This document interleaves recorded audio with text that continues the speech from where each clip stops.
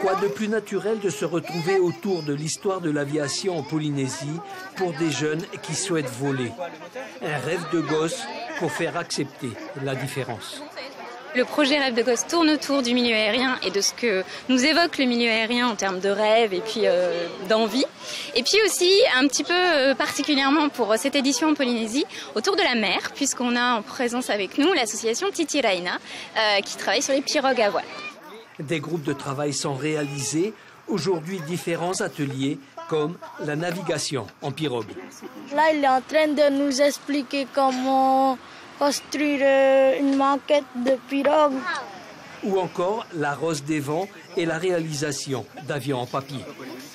On apprend comment il faut faire les avions. J'ai fait un avion et pour le faire, j'ai fait à peu près presque les mêmes plis. Et la visite de l'exposition Les ailes des îles afin de présenter au final un projet commun. Ils doivent aussi participer avec nous, mais comme ils ne savent pas bien lire, et voilà. Donc, même si on travaille sans eux, notre maîtresse nous a dit de les faire passer une bonne journée, même si ce n'est pas le cas pour nous. Faire se rencontrer des enfants ordinaires et extraordinaires, l'idée est portée en métropole par les Chevaliers du Ciel. En Polynésie, des pilotes de l'armée y ont déjà participé. Ils ont rejoint le projet.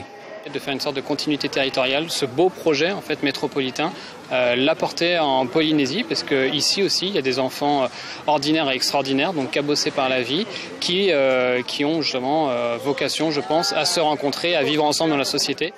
Entre ciel et mer, ils vont réaliser leurs rêves. Le 9 mai, les enfants vont présenter leur projet et, si tout va bien, un baptême de l'air leur sera offert par l'armée.